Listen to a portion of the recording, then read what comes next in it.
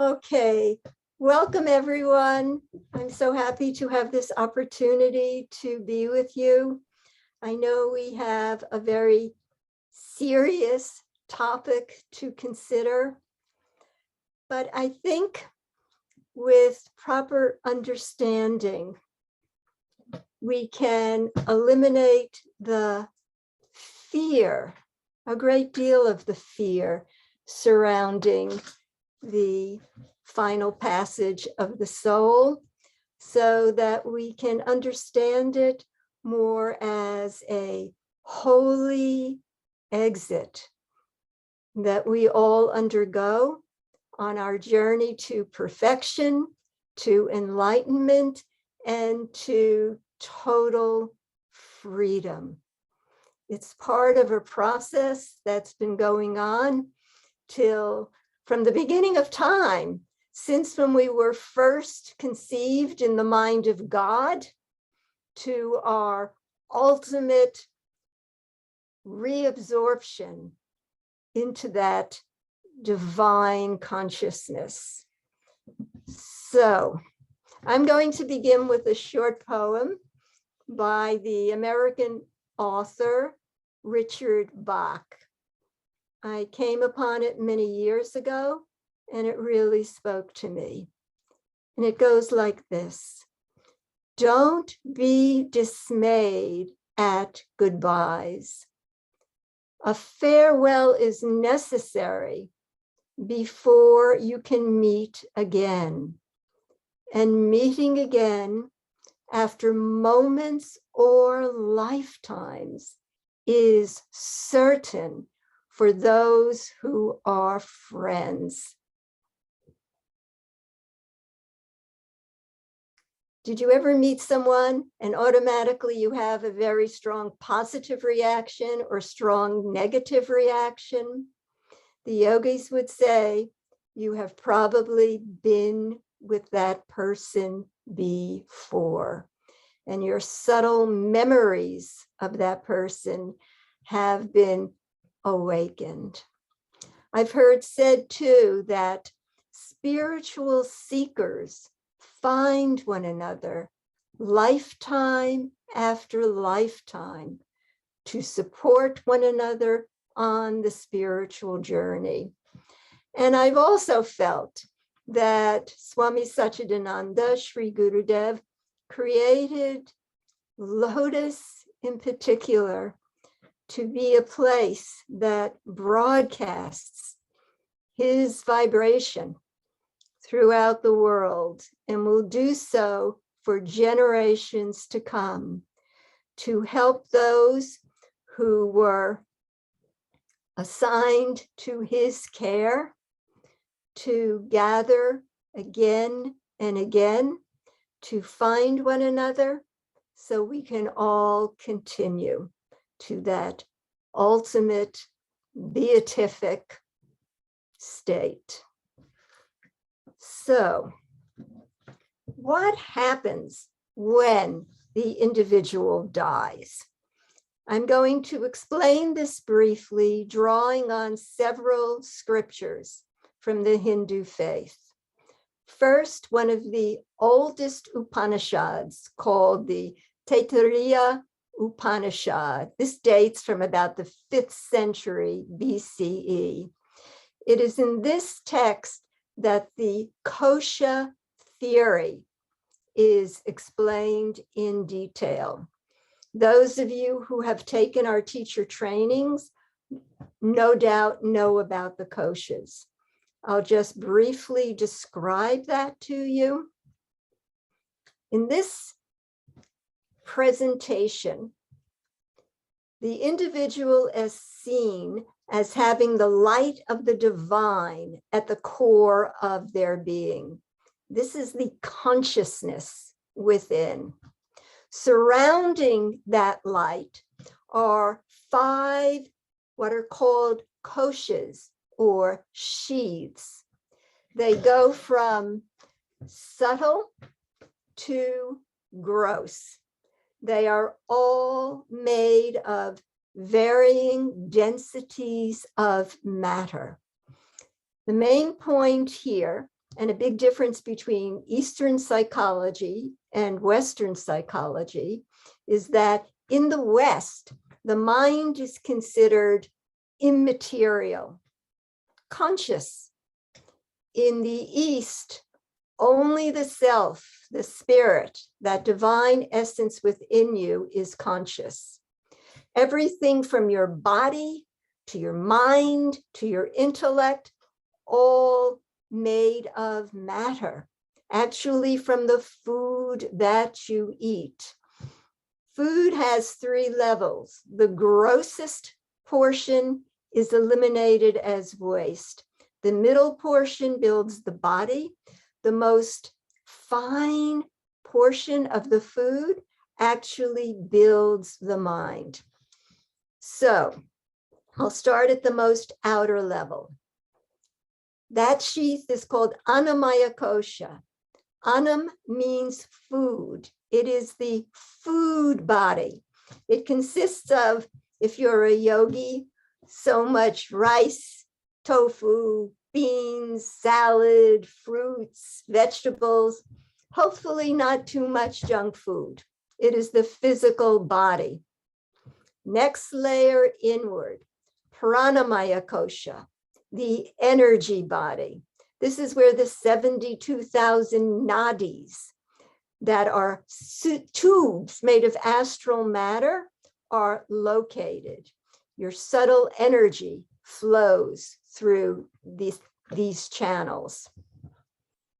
Next most subtle is the Manomaya Kosha. This is what is referred to as the lower mind, the mind where emotions, habits, instincts, sensory experience occurs. The next level, Vijnanamaya Kosha, the higher mind, where you see reasoning, analysis, spiritual discernment, decision-making. And then finally, closest to the light is the Anandamaya Kosha. It's called Ananda, bliss, the bliss body, because it's close to the light. But it is at this level that the seeds of karma reside. The Anandamaya Kosha is considered the causal body. The Pranamaya, Manomaya, and Vijnanamaya all together constitute the subtle body, and the Annamaya Kosha, the physical body. So all this comprises the individual. When you die, what happens is you leave behind the Annamaya Kosha, the outermost layer of your being, and everything else goes with you and eventually forms a new body for you to inhabit. If you think of a person who's wearing an undershirt, a shirt, a sweater, a blazer, and an overcoat, death would be comparable to taking off the overcoat. Rebirth, putting on a new overcoat. And the Bhagavad Gita even emphasizes this sort of analogy in its description of death. It says, death is like casting off worn out clothes and putting on new ones. That which is embodied, the spirit, casts off worn out bodies and enters others that are new. I like this analogy because everyone likes getting new clothes, and it's describing death itself in that light, making it in a way less fearsome and more accessible to our understanding. And then it goes on to say, that which is embodied, your spirit, experiences the body's childhood, youth, and old age, and also in time acquires a new body. This does not disturb someone whose mind is calm. And finally, from the Gita, the indwelling one, that divine spirit within you, is eternal, indestructible, immeasurable. And then by contrast, the bodies of the indwelling one are impermanent. And finally, from the Tirukkural, the most noteworthy scripture from South India, death is like sinking into sleep. Birth is like waking from sleep. So what is a given lifetime in the midst of all this change? Gurudev Swami Satchidananda used to say, this whole universe is a university. A given lifetime is like classrooms. The soul goes to study in, to learn lessons, face challenges, be purified, and evolve. There is no accident as to the circumstances we find ourselves in. We're placed in the exact environment and are asked to deal with the precise situations that our soul needs to make the next step on its evolutionary journey. Again, there are no accidents in this process. And the idea is we continue going to school until we ultimately graduate, when we experience that highest realization, abide in perfect peace and joy, and no longer have to return to this cycle of birth and death, unless the higher consciousness decides to send us back to guide, comfort, and help others as they pursue the journey themselves. So given all this, why are we so afraid of death? Why? Well, on the one hand, on a simple level, we can say maybe it's fear of the unknown. Maybe it's because of our many attachments and a sense of impending loss. If suddenly we are not with our loved ones, or we're no longer in touch with all that we have acquired in life, there could be that aspect. But there's a more subtle reason that we are so afraid of death. In the Yoga Sutras of Patanjali, the second section, called the Sadhana Pada, we learn about the kleshas. The kleshas are basic defects or afflictions of the mind. They're the underlying cause of all suffering in life. There are 5 kleshas, which I will briefly review for you. The first is avidya, ignorance.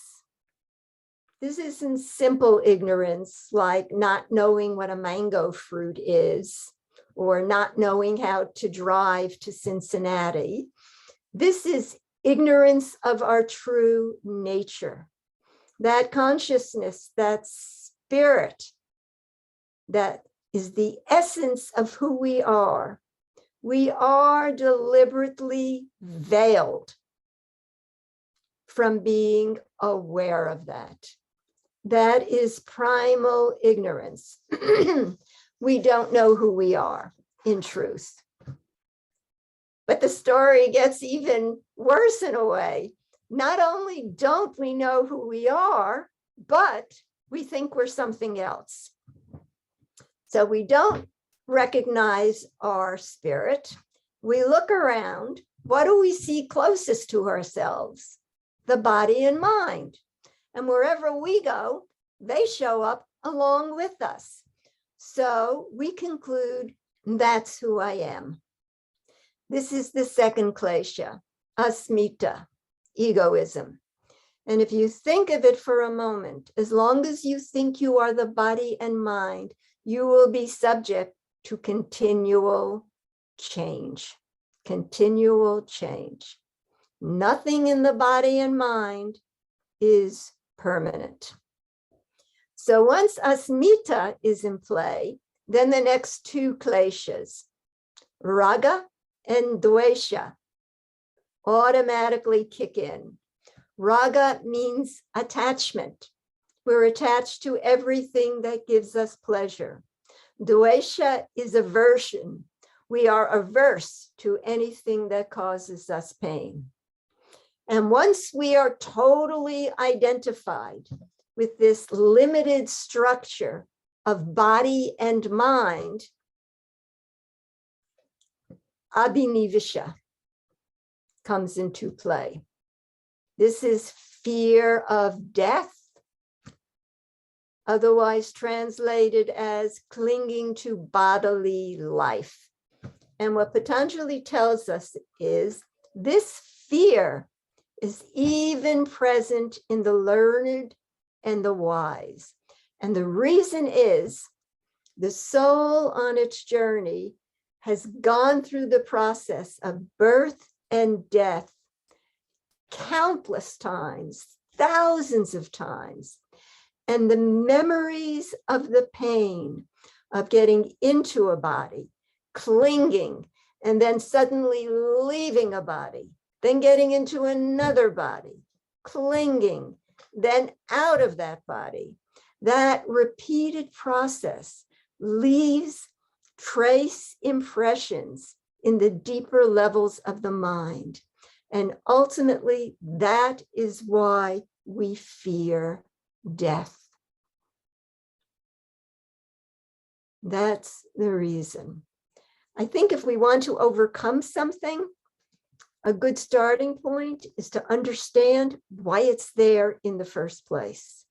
So about these kleshas, you can think of them as the hard wiring of the mental computer.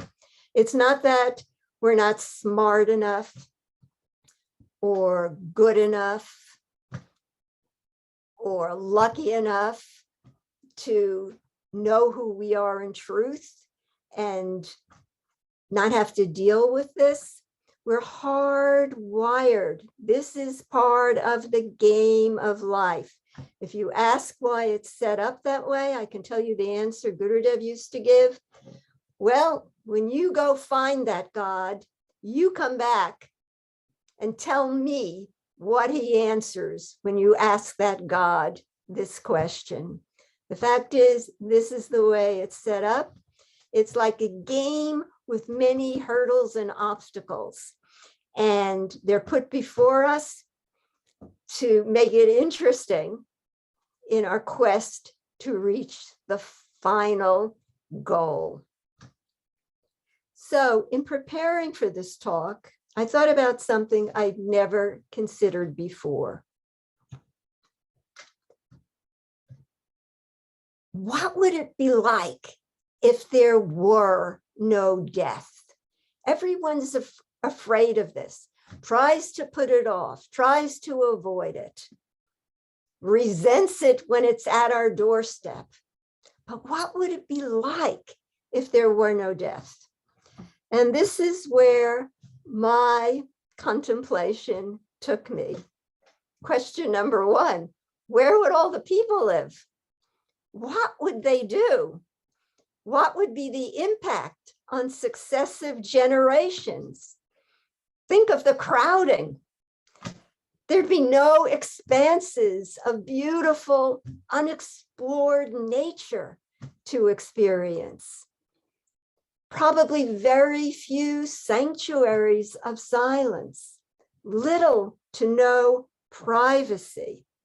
And I wondered, would there be enough planets available for us to offload millions upon millions of people when we run out of space? It would be very complicated.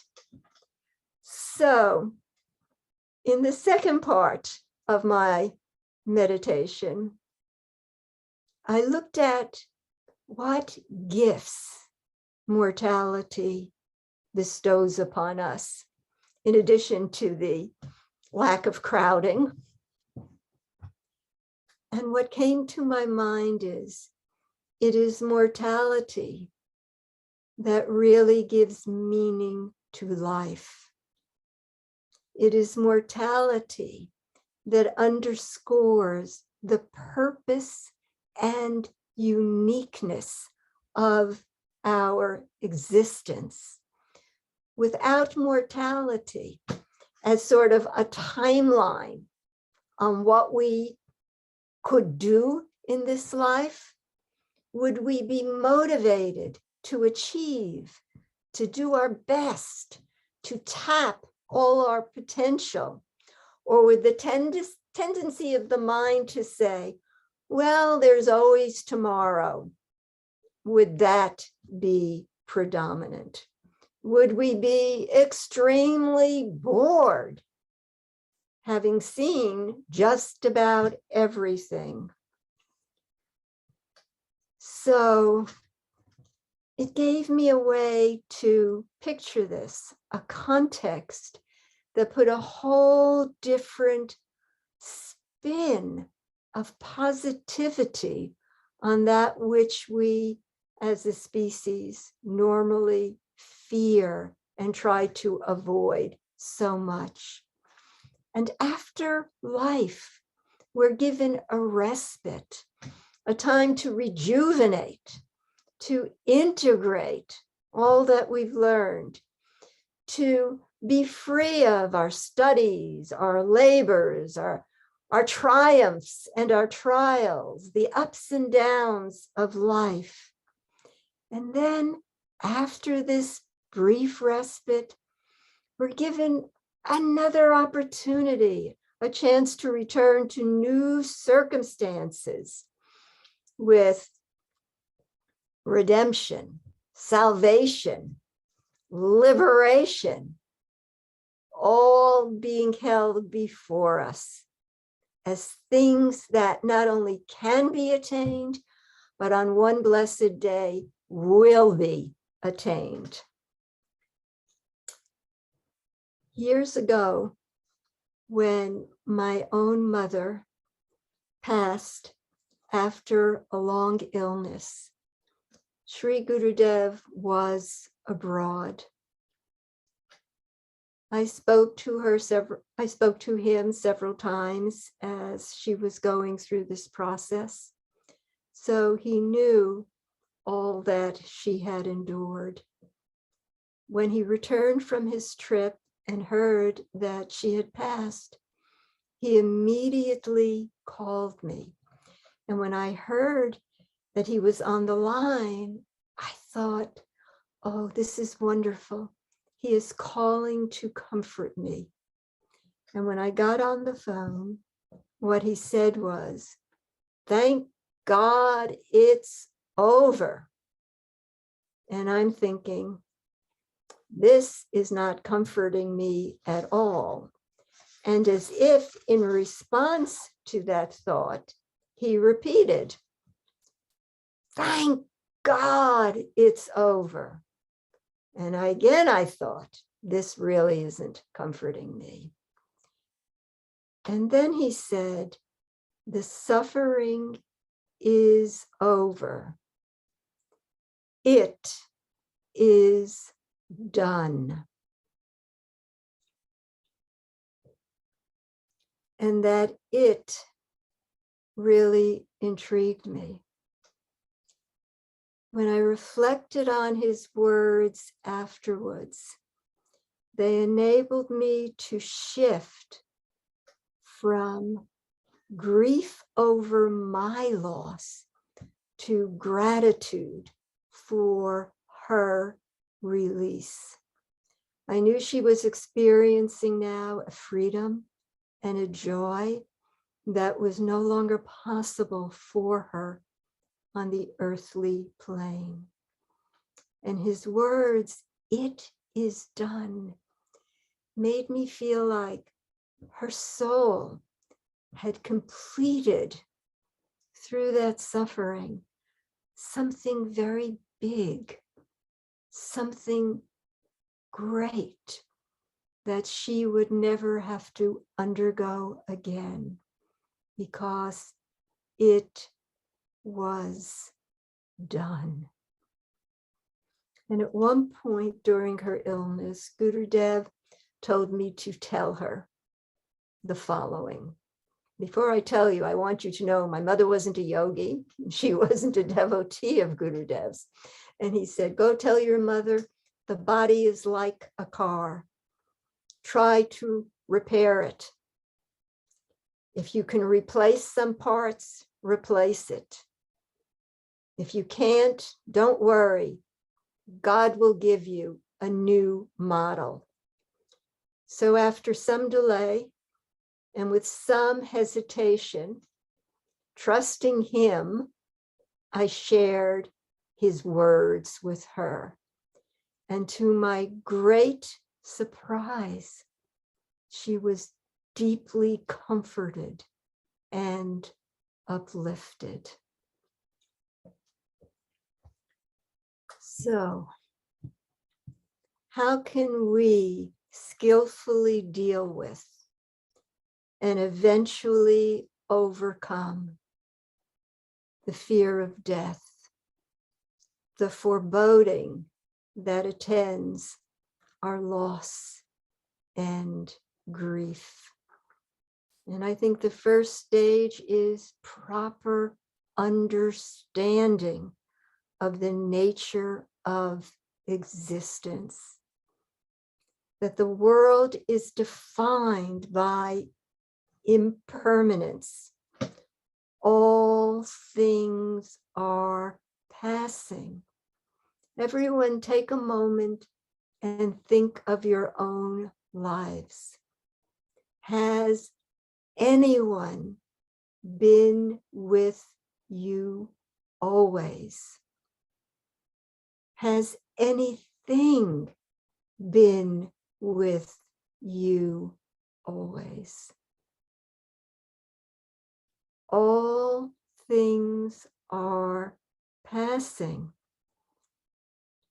Our destiny is like karmic threads that are woven through space and time that bring us together to share love, learn lessons, support one another through life's adventures.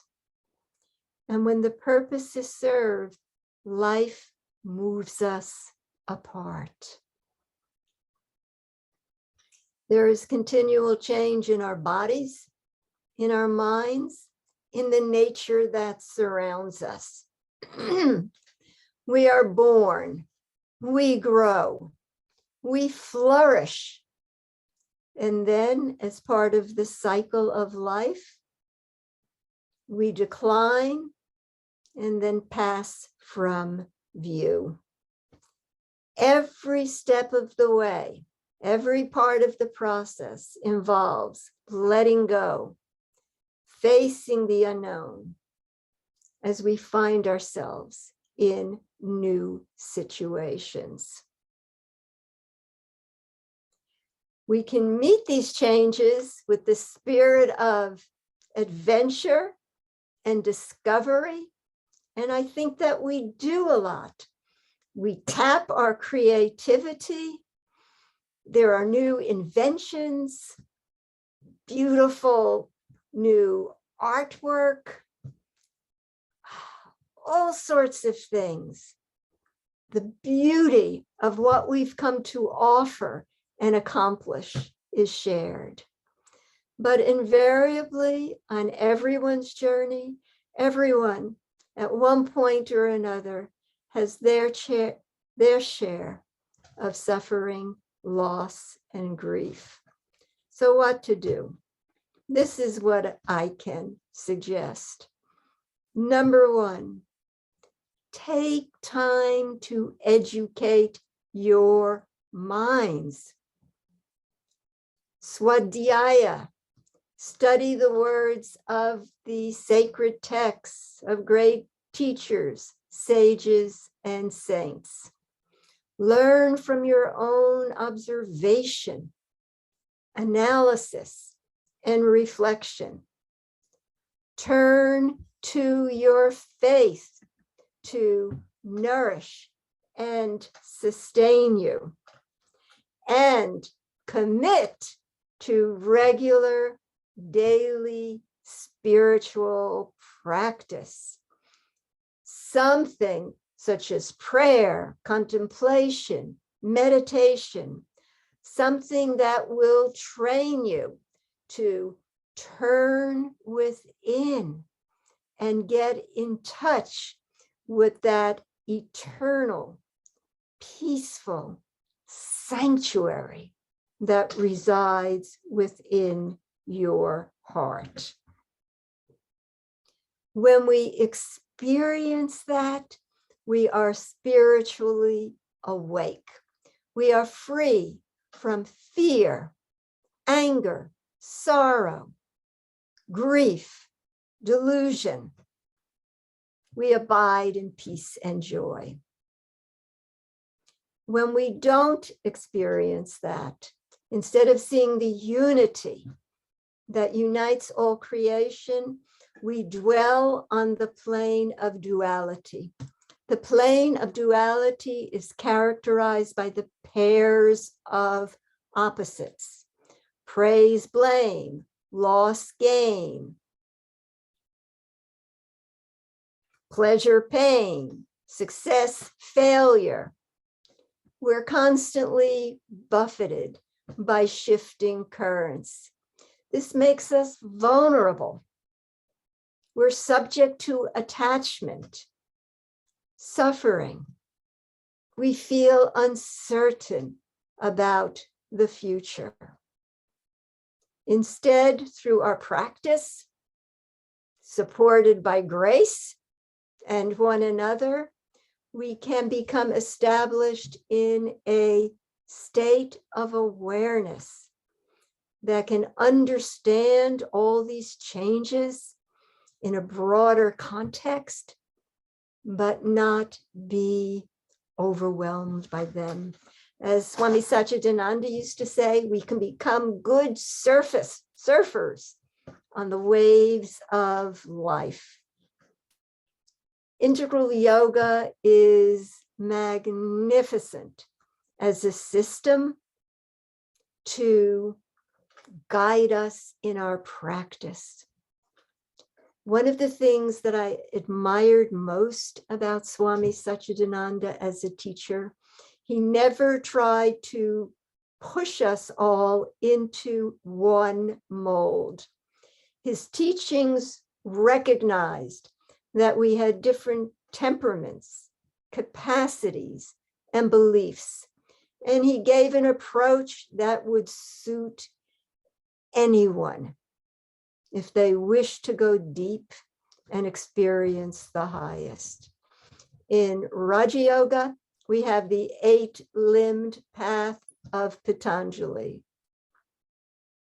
It addresses every level of the individual, every aspect of life: physical, mental, emotional, intellectual, social, and spiritual.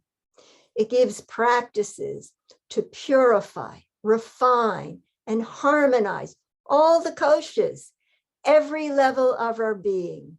Once that is accomplished, we can see that light, experience it without any distortion, with no obstruction.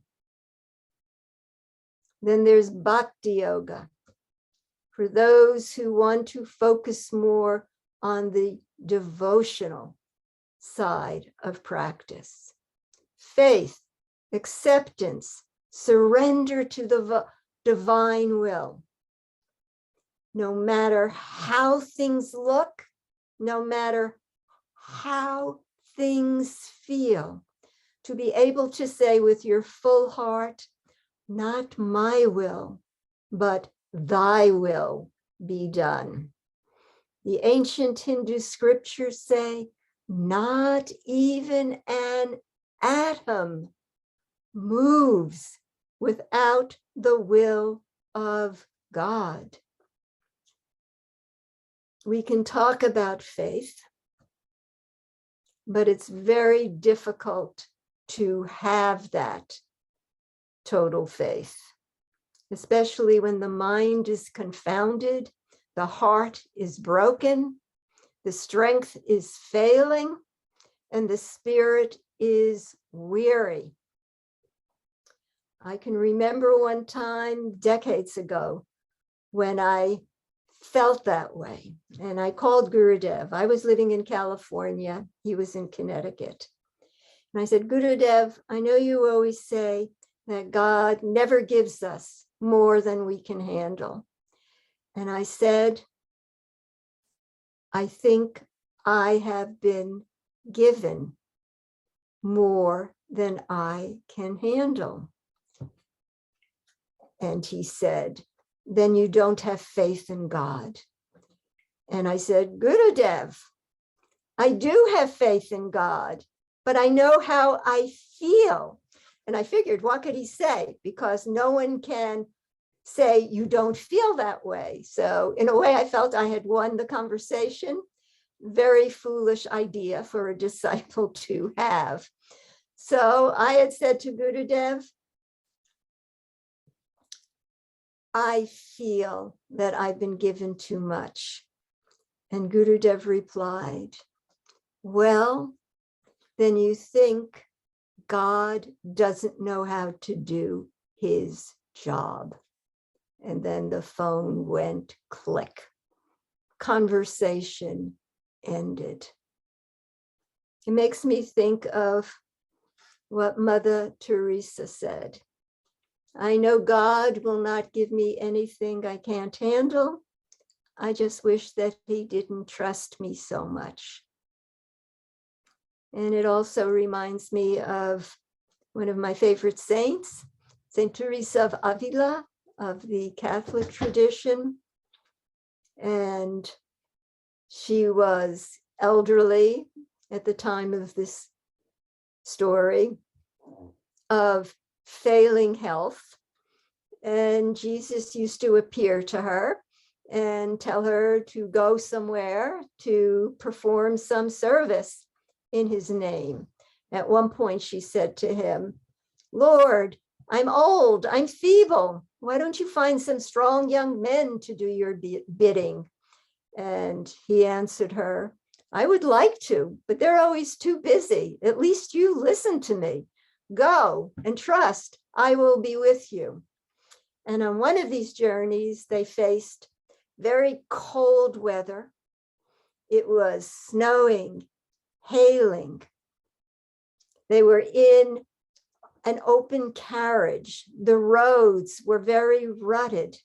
They could not get good accommodations.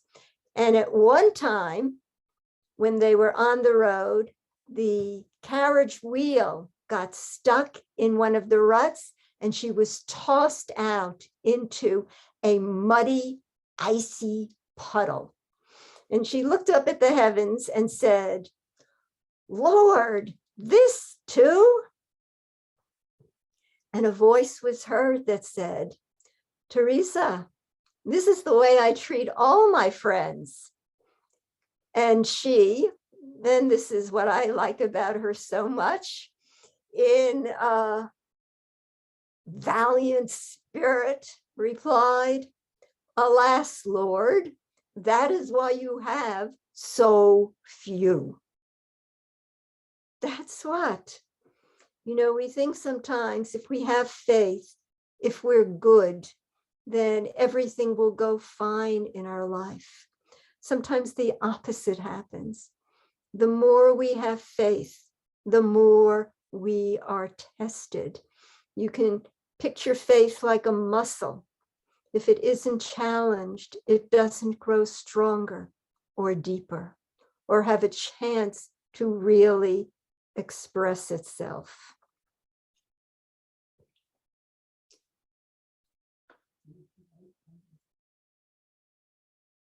Faith is sometimes seen as an acronym, F-A-I-T-H,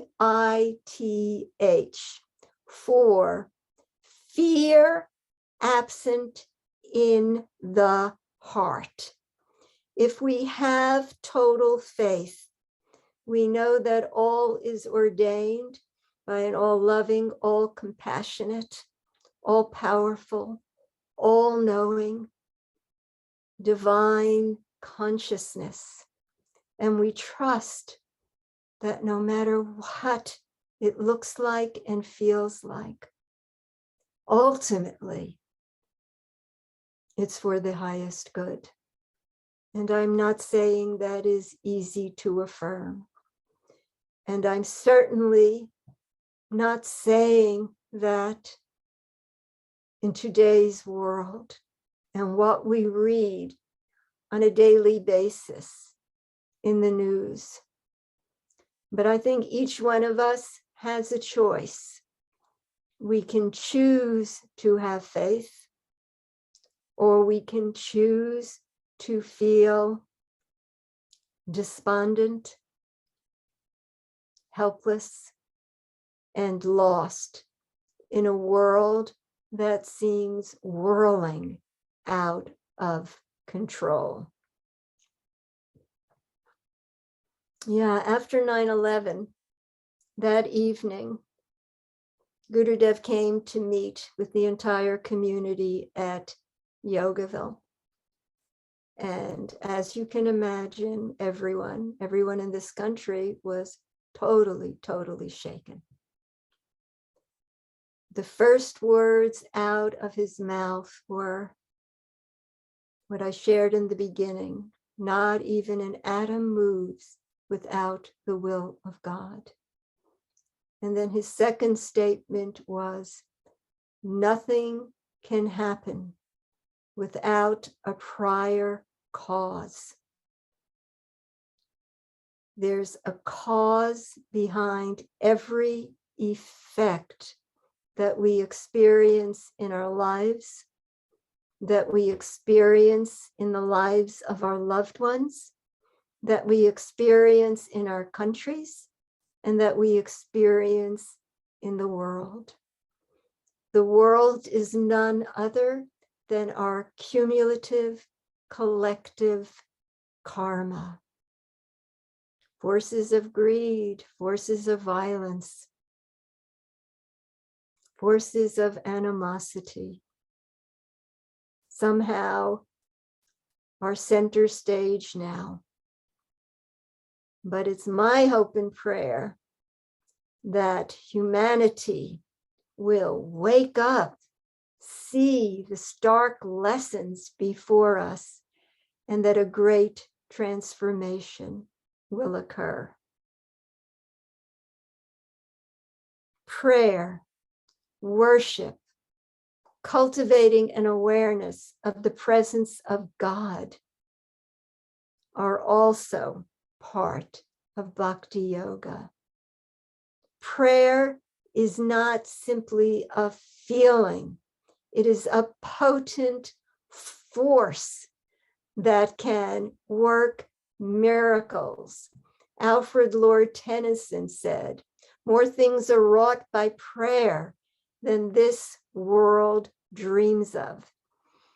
If you are tending to someone who is facing that final passage, if you are called on to support someone who is in transition, know that your prayers, even then, can be felt and have an impact.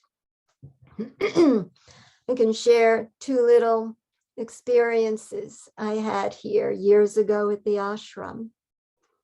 One woman was very close to passing. Often when this happens, the swamis go and they take turns sitting at the bedside of the individual. So I was there by her side. What happened was when I walked into the room, I could feel tremendous distress, tremendous agitation, just in the vibration, in the atmosphere. Her breathing had gotten very thin, very erratic. I sat down beside her. First, I centered my breath, began making my breath slower, smoother, gentle. And then I began silently repeating the mantra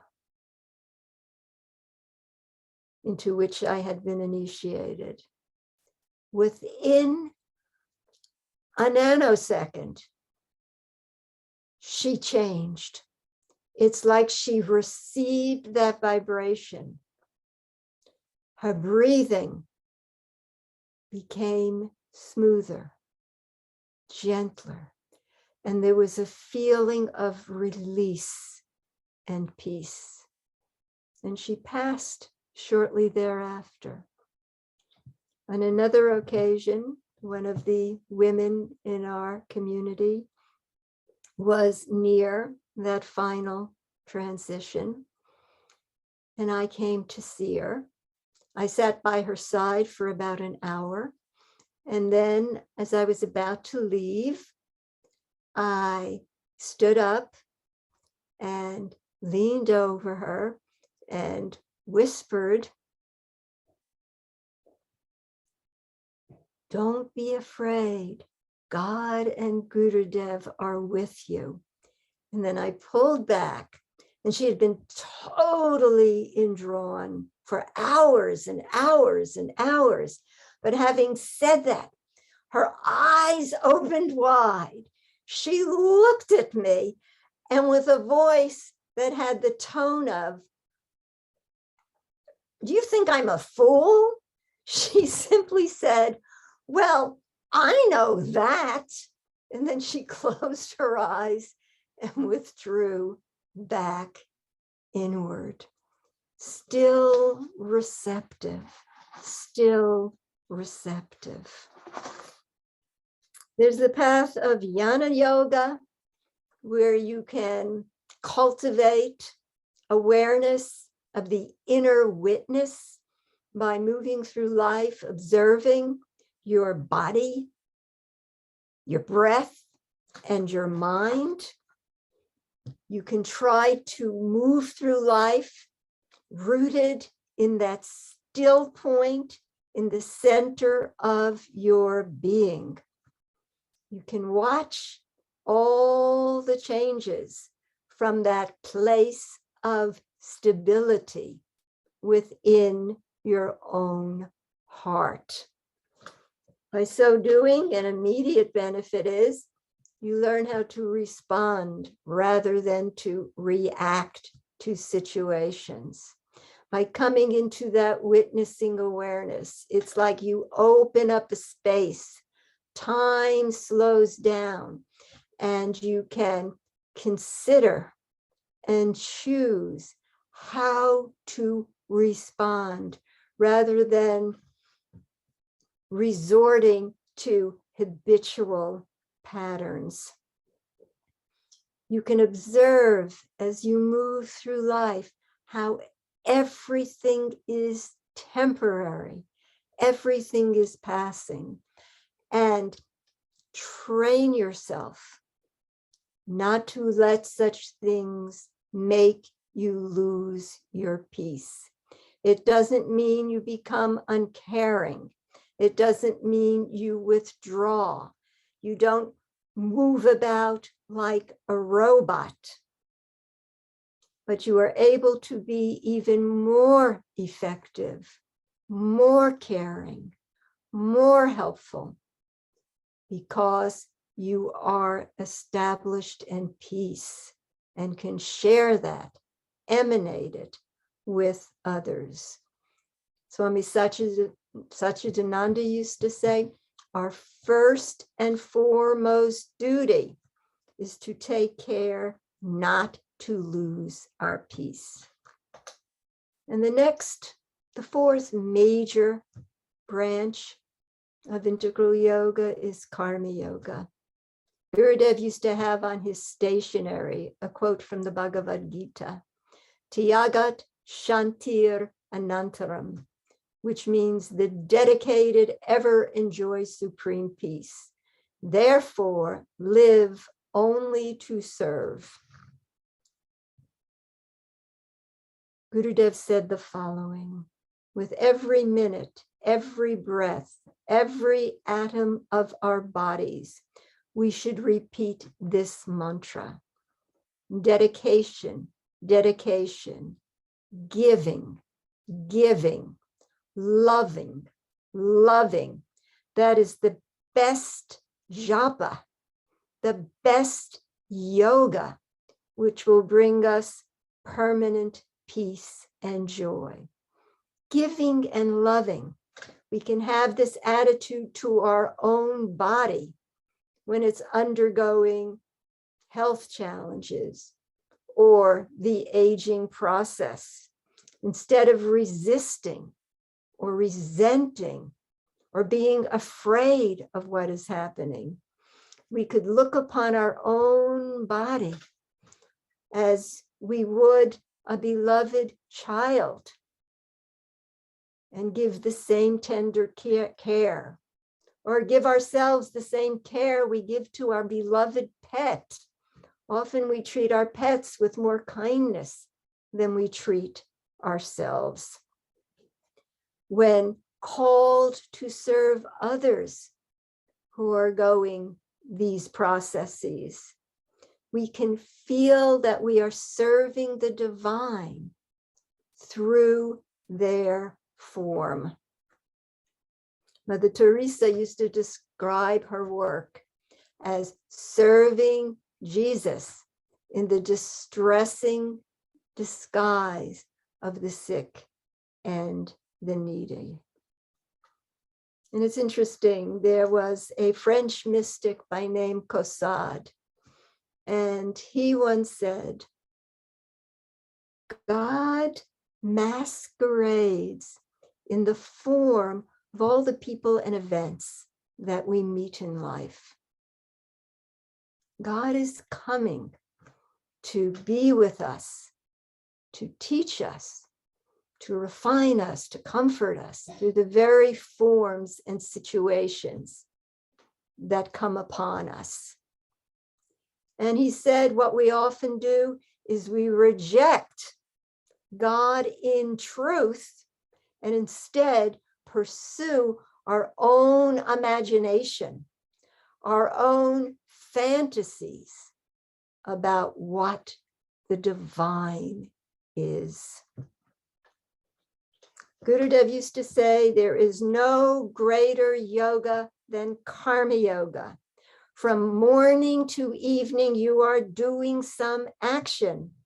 So everything can be karma yoga, transmitting action into yoga through right attitude. You will be a yogi throughout the day, throughout your life. And I would say that is the best preparation we can do for facing the ultimate passage in this lifetime, or being able to assist others in doing so. Living our life every moment, thinking of the benefit of others, of giving and loving. There's a Zen saying, the way you do anything is the way you do everything. Know for certain that the way you have lived is the way you will face death. And sometimes our deaths even reflect the way we live. I think of Swami Satchidananda, whose mission was peace. Peace for the globe, peace for the individual. And he died after being the keynote speaker at a global peace conference in India. It was his final act of service. Paramahansa Yogananda was at a hotel in Los Angeles. The Indian ambassador was present. Yogananda's recorded last words were, "I am proud that I was born in India. I am proud that we have a great ambassador representing my spiritual India. I am very proud today." And then he read a few lines of his poem, My India, and with a beautiful smile on his face, he died. That's what. So, to prepare well, live well, and don't begin tomorrow. Begin now. God sends 3 messengers to let us know that life is fleeting and to remind us to make the most of every moment. The first is gray hairs. The second is loss of teeth. And the third is decline in our hearing. I ask you, how many of you in this audience have experienced at least one of those messengers, if not more? The Tirukkural compares a given life to a tree. Every day is seen as an axe making a nick into that tree.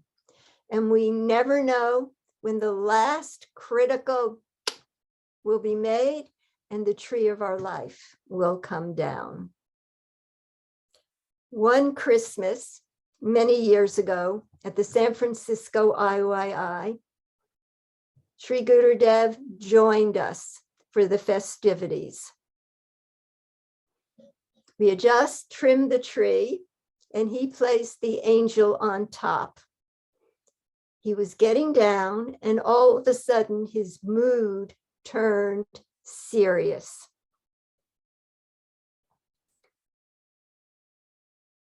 And he quoted to us from Shankaracharya's Viveka Chudamani, the Crest Jewel of Wisdom.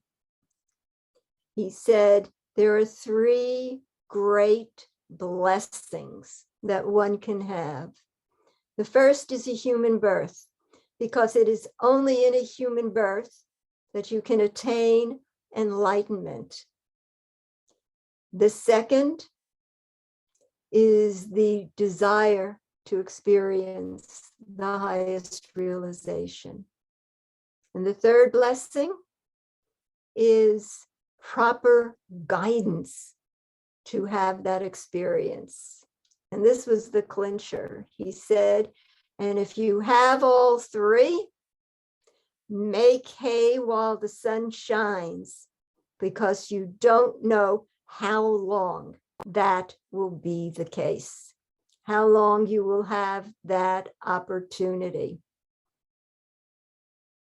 And he told a story about a saintly person walking down the road, coming across a man beating a donkey. When the man walked away, the saintly fellow walked up to the donkey and said, "Brother donkey, I am so sorry to see you being treated this way. I'd like to give you a boon. Please ask me for something." And the donkey thought a moment, and then he said, "Well, if you really can give me a boon, this is what I would like. Make my master the treasurer of a spiritual organization." And the saintly person said, "Well, I can certainly do that, but please satisfy my curiosity first. Here, this man is treating you cruelly, and you want me to elevate him to a high position. Why are you making this peculiar request?" And the donkey replied.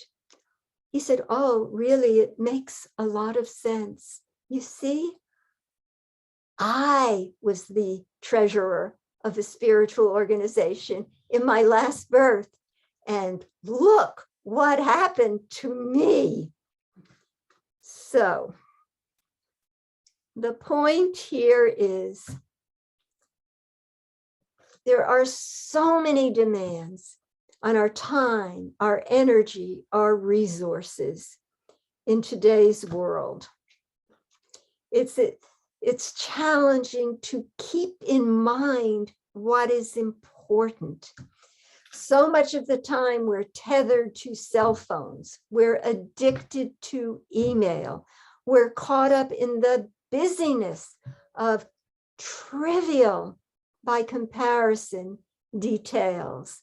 And all along, we're keeping people on hold that we can never find the time for. We're keeping feelings on hold, unexpressed caring and affection, unresolved regrets and resentments.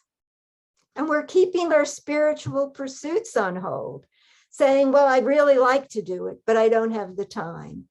The truth is, we all have the same amount of time, 24 hours. It doesn't matter how rich you are or how smart you are. You get the same 24 hours every day as everyone else. And it's not about time, it's about priorities. If you say, I would like to do these things, but I don't have the time, what's really happening is you'd like to do them, but other things are higher priorities. And I invite you to look at that and see what you are doing and make conscious choices in that regard. And as a final exercise, I invite you to do this later tonight, if you would like. Imagine you're on your deathbed, okay? You're lying there, not much time left, and you're looking over your life. I would invite you to ask yourself a few questions, and don't overthink it. Note down the first thing that comes into your mind. First question, how did I spend my days? Were they filled with what I feel is really important? Next question, do I have any regrets? Can I still rectify them? Is there anyone I need to forgive? Or anyone I need to ask forgiveness from? Is there anything I wished I had accomplished? Anything that is undone? A casualty to the busyness of life? And is there anything about myself I would really like to change in my attitudes, my habits, my behavior, maybe my relationships? Look at your current priorities and adjust them. The only time we have is now, and none of us knows how long that now will last. So in the words of Sri Swami Satchidananda, DIN, do it now, arise, awake, attain immortal bliss. And I'd like to conclude, as I began with a poem, I'd like to conclude with a poem. Some of you might have heard this poem. It's called The Dash. I read of a man who stood to speak at the funeral of a friend. He referred to the dates on her tombstone from the beginning to the end. He noted that first came the date of her birth and spoke the following date with tears. But he said what mattered most of all was the dash between those years. For that dash represents all the time that she spent alive on earth.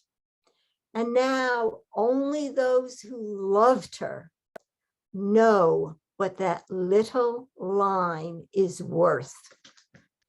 For it matters not how much we own, the cars, the house, the cash.